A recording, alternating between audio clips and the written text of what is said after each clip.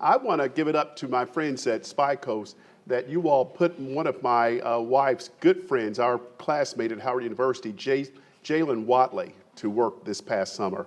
And I greatly appreciate that opportunity. So thank you for what you're doing for young people. Thank you all so much. Well, this picture that you're seeing, this is a picture of my grandparents, Molly and John. The little guy that you see in the middle, that's my father, Sam. This picture was taken in about 1927. And this is the house that my great-grandfather built on the farm. I'm going to take you through the history of what's been going on at Coleman Crest Farm, give you an idea of what we're doing today, and also to tell you what we're looking at for the future. This is a brief slide on the history of Coleman Crest Farm. It was purchased by my great-grandfather. His name was James Coleman. He was born in 1845 here in Fayette County into slavery. At the age of 19, he joined the Union Army, the 5th Colored Regiment troops, and he got trained at Camp Nelson, and then he served in a very important battle. It was called the Milliken's Bend Battle in Louisiana. It was where recently freed slaves were under-trained, underarmed, and they defeated the Confederates in that battle. They were so decisive that President Lincoln, as well as Grant, decided to ramp up, to increase the recruitment of recently freed slaves into the Union Army, and that became very decisive in the Union Army actually winning. I know this because I'm a member of Ancestry.com. Back in October, I got this buzz, and if you all, any of you have it, you know what I mean on this. You get these hints. It's like, oh my goodness, I got to see what's going on. And it was like about 1 o'clock in the morning, and I was looking at bzzz, and I'm like, what is this? And it was my great-grandfather's military records. Isn't that amazing, you all? And they downloaded it. It was all in cursive writing. I could barely read it, but I was just very happy to be able to have it. And I spoke at Henry Clay's estate about 2 days later, and fortunately, Ann Taylor, who is a major professor over at the University of Kentucky, who does a lot of work on African Americans who served in the Civil War, I showed her this on my phone, and she read it like it was so clear because she's used to seeing it all the time. And she's the one that told me about the Milliken Benz part, as well as what he actually did. It was very decisive, and I want to give it up to Congressman Barr for being able to have Camp Nelson today to be a national monument. Over 10,000 African Americans got their freedom by going to Camp Nelson, taking their family members with them, and actually joining the Union Army. After he got out in 1863, he came back home, met his beautiful wife, Lucy. They got married, and because African Americans at the time could not get loans from the mainstream banks, Booker T. Washington came up with a very fascinating idea. It was called the Union Benevolent Society. And that's where African Americans were encouraged in their churches to pull whatever little bit of money they had together. It was kind of like a crowdfunding model or private equity. But they would pull their little bit of money together, and they would issue loans to each other to do two things. One, to bury loved ones, as well as number two, to buy land. My great-grandparents took out a whopping jumbo mortgage that had about 2 arms on it, 6 legs, and it was for $1,200, and they purchased the farm that I own today called Coleman Crest Farm on March the 27th, 1888. On that day, over 300 of his descendants over the next 130 plus years have been crowned with favor, being able to go to college, being able to enjoy the American dream. And it just transformed the lives of so many people, not only in his family, but also the community. Also, other African Americans were doing the same thing, mostly in the South. And during that time, from the late 1800s all the way till the end of the 1920s, because of that model, the Booker T. Washington created, African Americans in the United States purchased 14 million acres of farmland, which represented 15% of the available farmland in the United States. We're talking about slaves going from my great-grandfather, born in 1845 into slavery, died in 1910 as a landowner in Fayette County, basically a millionaire. Okay, that says so much about the progress that he had, but also the incredible movement for our country. My great-grandfather died in 1910, and that's when his son, John, they had a total of 6 kids, 2 girls, Susie and Sally, 4 sons, John, William, Sam, and George. And that was James and Lucy's kids. John, my grandfather, took over the farm. He and his wife, Molly, took over the farm in 1910, where they raised a total of 7 children on the farm. Because of this farm, the produce that they were able to sell to co-ops, as well as the livestock and tobacco, they were able to send 5 out of 7 of their kids to college as a result of this. My mother used to tell me all the time, baby, during the Great Depression, there were only 2 families that were able to send their kids to college. I would always say, Mama, who was that? she would tell me this story about 2 or 3 times every week to make sure I understood it. And I said, Mama, who is that? As if I didn't know what she was getting ready to say. And she said, the Kennedys and the Colemans, everybody else was broke. Made me really proud. I thought we were multimillionaires. I thought we were like Leslie Combs and, the Whitneys. I felt like we were doing pretty well. But it was incredible for economic development for African Americans. That picture that you see down there at the bottom, that picture was taken where you see all of the kids together. Those are John and Molly's 7 children. And they were all very successful. I feel them in the room right now. They're all, of course, in heaven. And they were very dynamic people, very powerful in my life. They went to very big schools, Lincoln University, Morehouse, Kentucky State, Virginia Union, and they got educated and really transformed a lot of lives during their time. Think about it, during that time in that picture, they didn't have a right to vote. They were focused on what they could do, and they still did everything in the world to make sure that their children, like me and their grandchildren, would be very successful. That picture was taken on February the 3rd, 1950, and the next picture you see there, the bride and groom, that was February the 4th, 1950. So the picture that you see with the brothers and sisters, that was the rehearsal party. And they partied all night, and then the next day my parents got married. They took over the farm in 1950. My grandfather, John, died in 1949. Molly died before that. And my parents raised 5 kids on the farm, with me being one of them. I took over the farm as the manager of the farm at the age of 12. My father came home one day and he said, look, I've got your 2 brothers in college, your sisters at Transylvania. I'm paying for everybody to go to school. Cleo, his wife, he was talking, my mother was saying, she's thinking about going to college. I don't know what I'm going to do. You got to step up and do something. I said, what do you need me to do, Daddy? He said, what do you need me to do? I need you to manage. And I said, well, what am I going to get paid? He said, 3 hots and a flop. Now, I'd always been told that since I was born at St. Joe. That meant 3 hot meals and a bed to sleep in. I said, Daddy, I'm already getting that. He said, you're going to start earning it. And I did. And on top of that, he said, we're going to put all the savings that we make from the profit on the farm, we're going to put it away to send you to college, just like I've done for your brothers and sisters. And he did do that. I mean, he made that happen when I got ready to go to Howard University. He was shocked at the price. He wanted me to go to Kentucky State, where my parents went, because it was $400 a year at the time. That was back in 1978. And my mother got me into Howard University. They had turned me down. First, she wrote a letter, overturned the decision. The president sent another letter, said, we accept. I couldn't. My mother's letter, I'm living a mother's letter, you all, because of what she did. My mother was so excited, but the bill was $1,800 a year. And my father said, Cleo, how in the world are we going to be able to pay for this? That boy can go to Kentucky State. It's $400 a year, $1,800, there's no way. But because of all the money that he saved, and they took out a whopping mortgage of $5,000 on the farm, he gave me a check, a certified check from Citizens Union Bank the night before I went to Howard University for $10,000. And I got to Howard University, and my mother always said, baby, you're going to meet some incredible people there. When you go to Howard University, when they come out of there, they run the world. You're going to meet people that are going to be running different organizations, senators, congressmen, who knows, maybe even president one day. That's why we want you to go to Howard University. And that's what she believed in. I met the most beautiful girl on campus. Her name was Kathy Clash Coleman. She was an engineer, studied chemical engineering. She was summa cum laude. I graduated, thank you, Laude. And I tell everybody, if you don't know STEM, you need to marry somebody that's studying STEM. And Kathy and I were married for 37 years. That's our wedding picture on June the 2nd, 1984. And we had a very distinguished guest that day. That's distinguished today. And she was a good friend of mine, and she helped me on my campaign when I ran for the Liberal Arts Student Council. She literally had handed out, this friend that was at our wedding that crashed the party, she literally handed out more than 50 flyers for me, and I won the votes by 16 votes to become the next president of the Liberal Arts Student Council. Well, she was a soror of Kathy Lynn because they were both AKAs, but she wasn't a good friend, so she wasn't invited. So they were all walking out, everybody shaking our hands, and all of a sudden, my wife Kathy looked over and she said, why is she here? And I said, who are you talking about? She said, Kamala. I didn't invite her. Why is she even here? That was Kamala Harris. And Kamala Harris was giggling and laughing and shaking hands with my mother and father. And then we got over to the reception. And then she started dancing with my father. And she said, she can't have you. Now she's going after Mr. Coleman. But my mother was right. Unfortunately, Kathleen and I, we were married for 37 years. We traveled all over the United States. We both had incredible jobs and made a lot of money and lived in Scarsdale, New York, all the way to San Francisco.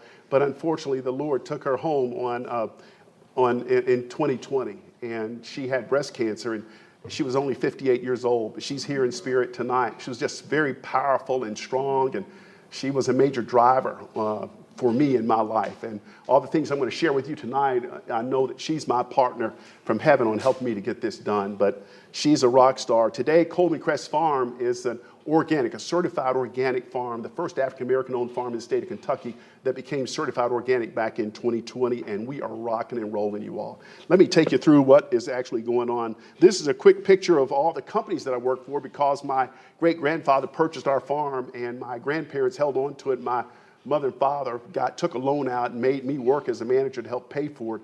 As a result of that, I was able to work for some really stellar organizations that are top-notch in all of their different categories.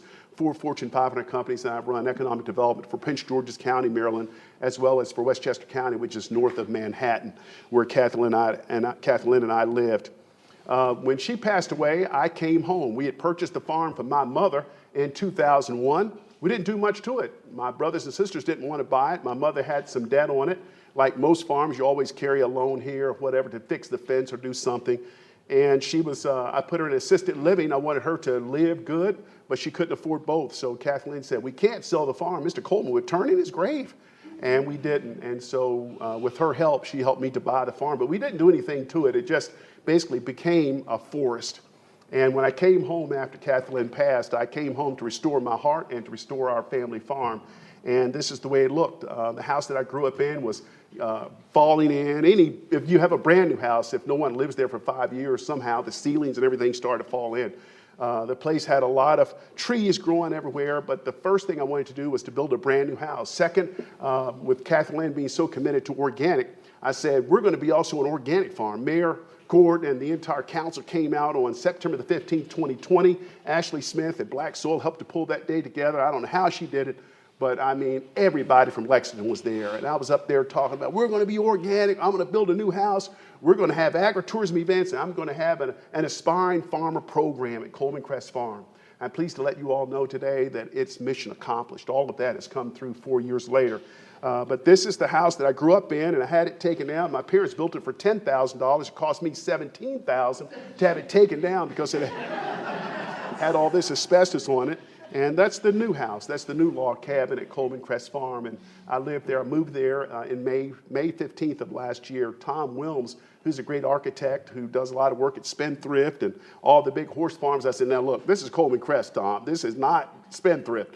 But he did a good job on designing the house. And John Schaefer, another great builder here in town, built it all during the COVID pandemic and got it done below budget and ahead of schedule. And I'm just loving it. That's the back, and that's where I grow everything in the back. And so after we built the house, after I got that done, then at the same time, I developed a strategic plan for helping the farm to become organic. Because that day, on September the 15th, 2020, it was on the news, on every radio station. It was in the Lexington Herald. Everybody heard about it. I had this angel. Her name is Gail Wallace. They live down there on Bryan Station Road. Out of the blue, she called me 2 days after the big announcement. And she said, I saw you on TV, and we're your neighbors down here on Bryan Station. We've been doing organic for the last 25 years. We'd like to tell you what works and what doesn't work if you'd like to come down. And I said, well, sure. And I went down, and we must have, her and her husband, Eric, we must have talked for about 12 hours nonstop about what works and what to do. They turned me on to a few of their customers. They told me about the right products to grow based on our soil here. They said on top of that, we've got a son. His name is Grant. He goes to UK. He's not going to be busy like he's been because we're closing down and we're going to retire fully in about 2 years. But you might want to talk to him. So I met with Grant about 2 days later. I said, after about 10 minutes with Grant, I said, you're hired. You're going to be the farm manager. I didn't know what that meant, but Grant was a genius. He is purely, he is Elon Musk of organic farming. He is just a genius. And first thing that he said is we've got to develop a strategic plan for the OSP to be able to submit our application. You can't just go out there and start saying you're organic. You have to go through some process. Because I hadn't lived there for more than 30 years and the soil hadn't been tilled, we didn't have to wait the normal 3 years because the soil was clean. So we were able to get accelerated, but nevertheless, we still had to put together this plan. We also had to, Grant said, we need to have a reliable source of water. I said, well, it's going to rain. He said, that's not enough for what we're going to grow. You all as farmers, you understand that. We've had pretty much a drought up until this past week. It's been pretty dry, but Grant was right on. So I had this top-notch geologist to come out, Tom Dugan, if any of you know him. He's a top geologist here in Fayette County and throughout central Kentucky. And he came out to the farm and literally had this electronic analysis that he did and walked all over the place and found 2 locations, one in the back that was 25 gallons a minute of water, and then the other one up on the hill where we did drill was 75 gallons, he was predicting. Had the driller to come out, that cost $4,000. If you don't go with Tom Dugan and you go with a map and you miss, you still owe the $4,000. And so I wanted to be a little bit more sure that we were going to hit water. The guy started drilling 50 feet, nothing. 75 feet, nothing. Tom's sitting there. I said, Tom, is this going to work? He said, there's water there. I said, I don't see it, brother. I don't see it. And got to 100, 120 feet, 140 feet, a little bit of mud started coming up at 160 feet, you all. The water was like it was on the Beverly Hillbillies, all that is, Texas tea. Hallelujah. That's the way it looked. You can see it right there. Look at that, you all. That's the way the water was booming out of there. And the driller, he was so good at it, knowing the pressure. He said that aquifer is 400, it's pumping 400 gallons of water per minute. Isn't that something, you all? I mean, he says the largest well find in central Kentucky. And that's just a blessing. I named it after my grandmother who gave birth to 7 children, saved the farm by talking in tongues. I call it Molly's Well. And it provides water. So we put together the well. We did an irrigation system that links up now to over 99 rows of produce on my farm. We had the irrigation system put in to where now my plants get an hour of water of underground, fresh groundwater. It's got a little bit of sulfur. Had Kentucky State to come out to do a test on it last September. Came back, you all, 0 E. coli. Lexington's water, the public water, has E. coli in it. That's why we have to have fluorine and chlorine in it.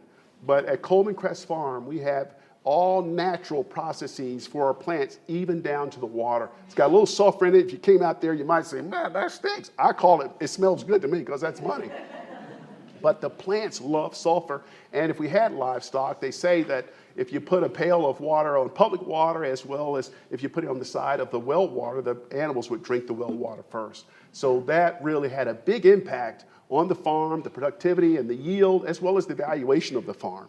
And so we're very happy today that that has been working since we've been there. And I'm like an animal on this, on protecting that well. I don't know if you all know, I went down when they were talking about expanding the urban services boundary. I didn't want it because I didn't want the runoff that would put pressure on my fields that could potentially crack and break down that aquifer, as well as could contaminate that well. Even though it's 160 feet in the ground, I'm just very sensitive about that.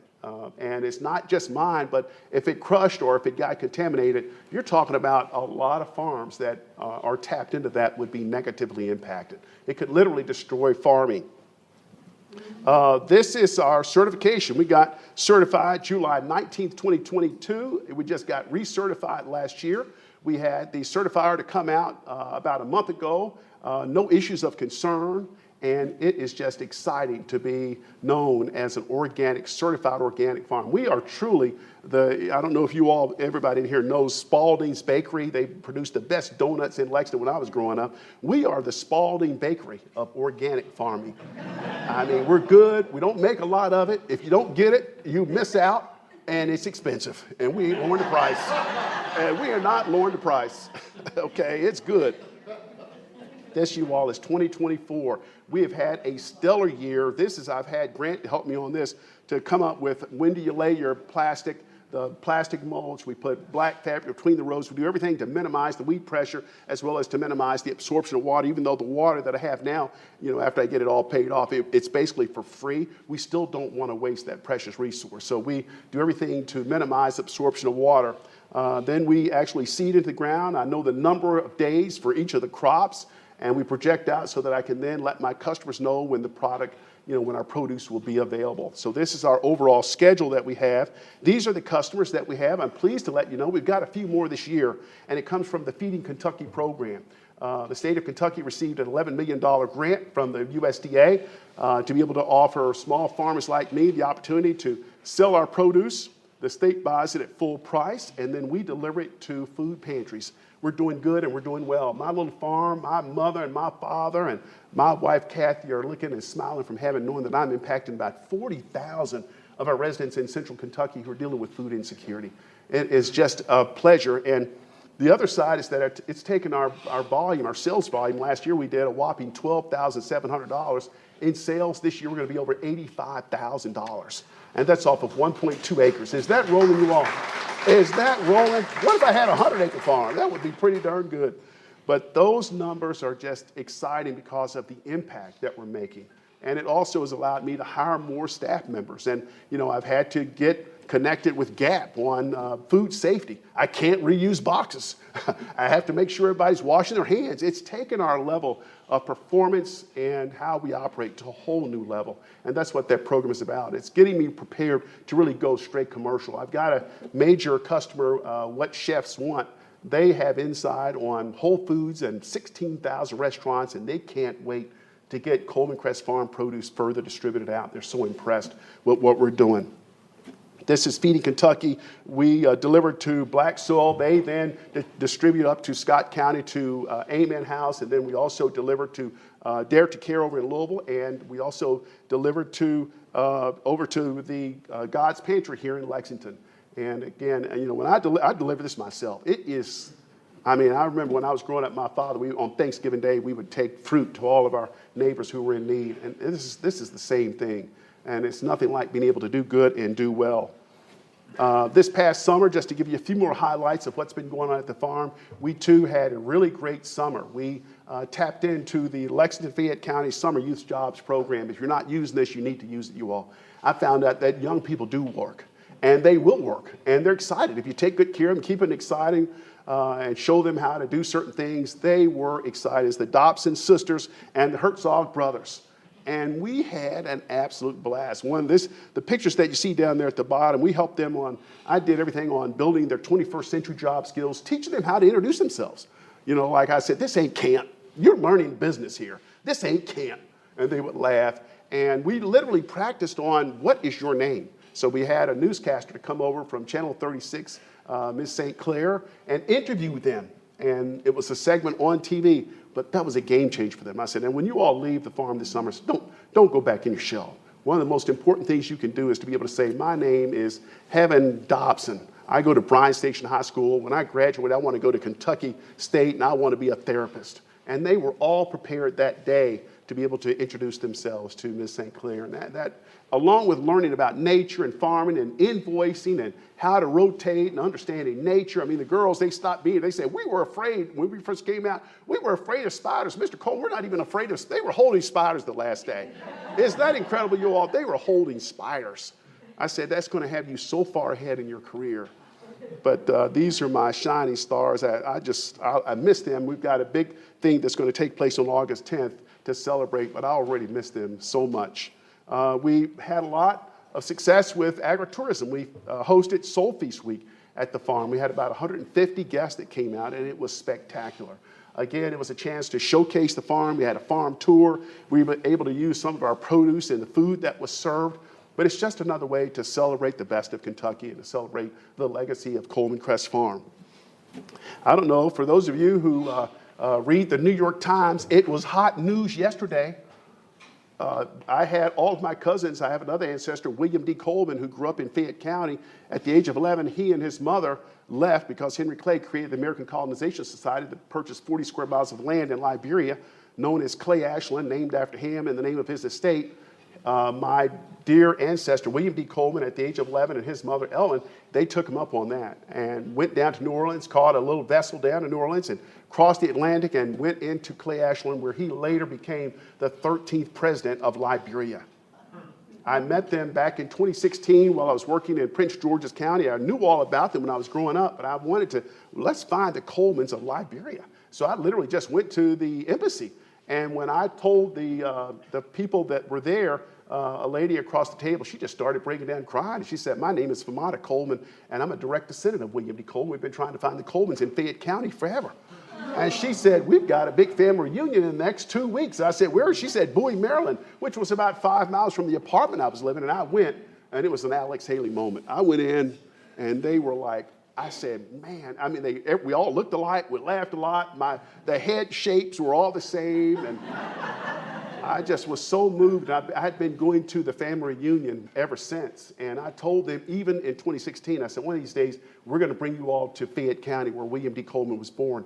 and I'm going to have the reunion at my farm. Now, I was big talk, and I didn't know how that was going to happen.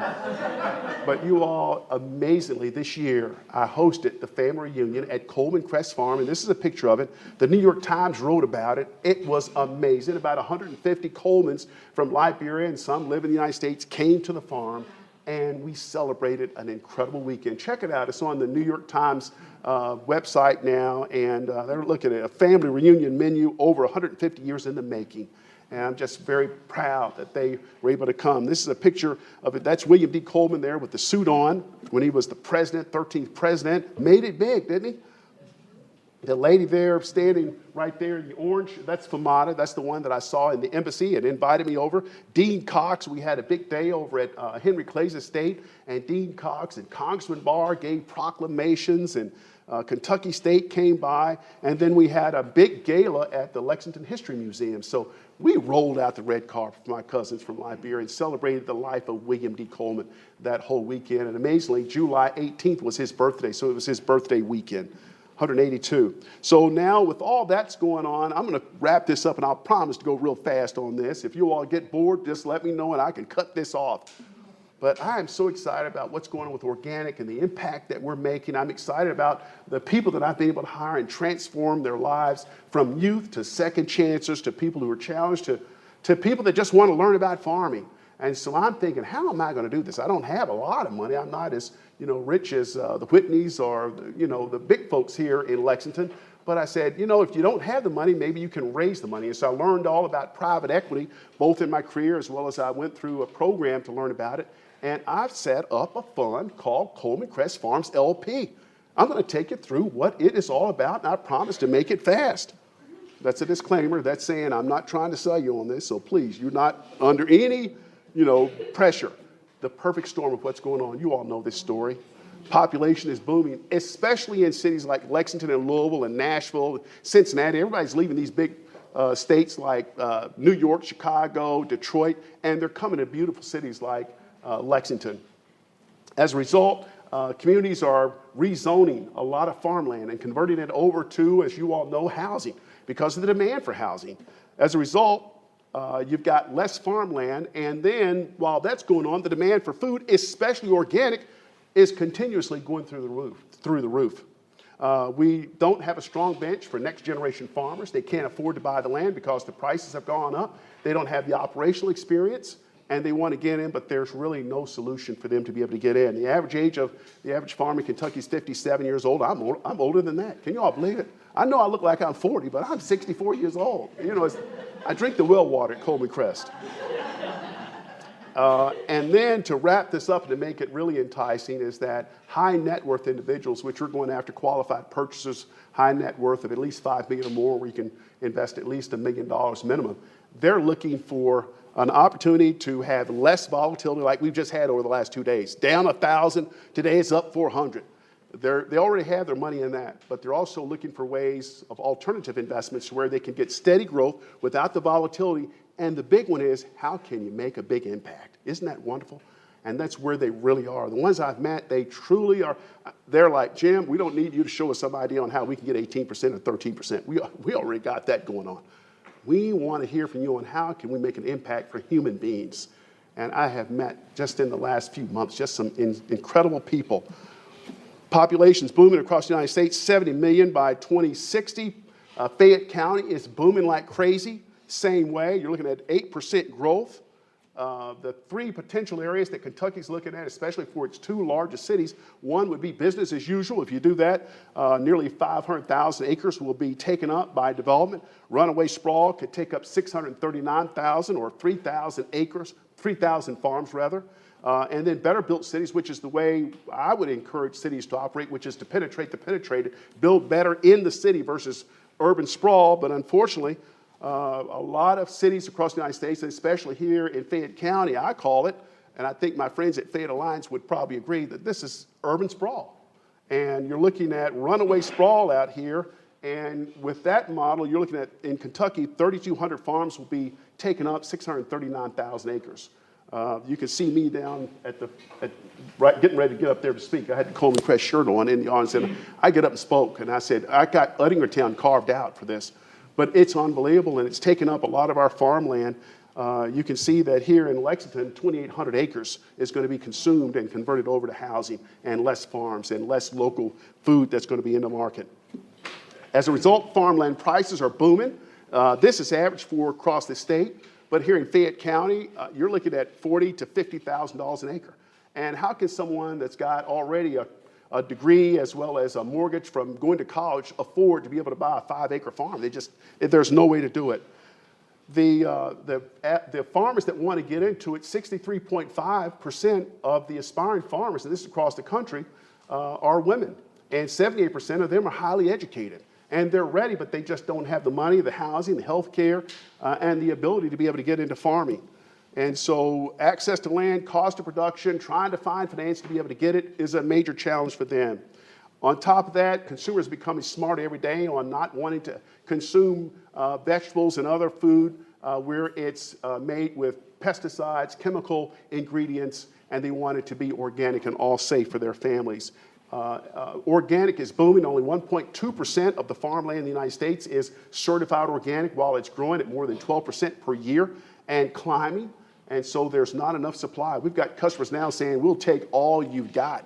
If you go out and do this, which I'd like to buy, I said I wanted to do at least 50,000 acres over the next 5 years. I've got a major investor I'm meeting with on Thursday that's got $250 billion to help me. He said, can we do this nationally? Isn't that amazing? I said, well, we've got to take care of Lexington first, okay?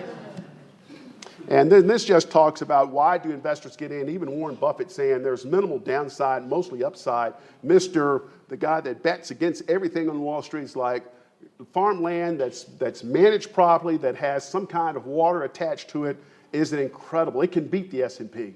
And so investors really want to see that. That just shows over time how the asset class for farmland has outpaced the S&P. So where does Coleman Crest Farms fit in? Coleman Crest Farms, our focus over the next, until I pass away, you all, which I hope is that I can last another 50 to 60 years. Okay, if I eat organic on my own farm, hopefully that will happen. But Coleman Crest Farms LP will create value by converting commodity-based conventional farmland to certified organic farmland, to where we're going from commodity-based corn and you're begging and groveling, and being a price taker to being a price maker by producing high-end premium organic produce. So how do we do it? We're going to replicate the success. I look at Coleman Crest Farm, the farm that I own, as the Petri dish. We went from zero to nearly $100,000 in about 4 years, and we're going to figure out how do we get that done on the farms that we buy. It truly can happen. The thing that we're going to do is we'll identify the farms. I found 14, and I'll tell you about that story in a little while, but it is amazing the amount of farms that are publicly on the market, but there are a lot of farms where farmers have they don't have people ready, family members ready to take it over. All of their net worth is tied up in land, and they're burnt out. And so this offers them an opportunity to still own a piece of the farm, but also to be able to transfer it to where it will remain as a farm. So we're going to identify these farms, acquire them, add value by installing an irrigation and well system, and getting the farms converted over to organic. I'm pleased to let you know that Dr. Jacobson and her crew from the Capstoners came out to my house. I showed them this, and I challenged them. I said, look, you all are brainiacs. I need your help. Help me to understand what criteria I should use to go out here and buy farms. When I went out first, I saw about 15 farms, and I said, I would buy all of them. They're only good to me. But you don't want to do that, and these geniuses helped me to come up with a 6-point criteria that I'm calling the UK Capstone Value Creation Model. Let me show you what it's all about. It's about what percent of the land is tillable. If you have 500 acres, but only 20% of it's tillable, as my father would say, that's hustling backwards. So you want to have farms that you can buy that are at least 70% or more where it's tillable, where you're actually buying tillable land where it's flat and the soil is good quality and you can actually produce a good amount of crops to be able to make it worthy for the land as well as for the investors. You want good soil quality. You want to make sure that it's got the right types of soil that will support organic farming. Market vicinity, we want to buy farms that are no more than 30 miles from the major metro. So if it's Louisville or Lexington, we don't want to be too far out because we want to have access to be able to deliver to all the local warehouses and the different stores. We want it to be well-ability, meaning we want to, and they have access to all this database. that's today available to be able to look at any farm anywhere in the country to be able to tell if it's got enough water underground to increase the probability of it having a well. If we can't get a well, then we would definitely be hustling backwards, and our value proposition would not be financially feasible as a result of that. We want to take a look at the current infrastructure. Why? Because we know that's going to be a value to our managers as well as our workers that we bring on to be able to offer good housing for us to be competitive. And then we want the soil to be strong enough to where we can continue to build housing on the farm to be able to offer more housing to our workers so that we can be very attractive. From there, we would go through that process and talk to the different farms out there, go through that, and then we would make decisions. We've got a partner called Farmers National Company. They've got a lot of expertise, about 100 years worth, that could help us nationally to be able to find farm managers and to help us to have the databases and the dashboards to be able to manage our farms properly. Of course, we're going to install the well. That's a major impact. If all we did was buy the land and hold it and put in a well system, that right there alone is going to be a major improvement on being able to rent the land out, as well as if we grow crops, the yield is going to be high, making it very attractive to a potential purchaser 10 years from now. And then we would go through the organic process. It would take about 3 years, but we would go through what I've done at Coleman Crest Farm and get the farms converted over. We would sell all natural while that's happening, but at some point you'll see a lot of press releases. Another farm, Jim Coleman's in the paper again. He's got the 100th farm. Now it's certified organic, and we're selling to Costco and what chefs want, and everybody's going crazy. That's what we're going to do. And that's going to allow us to have our own PDR program. I think the PDR, look, I'm on the board of the PDR program, but we also need a private solution, and this is a private solution, a private market solution that we can use to be able to preserve farmland here in Kentucky and across our country. So God bless you all, and thank you for listening to what I have to say. Thank you.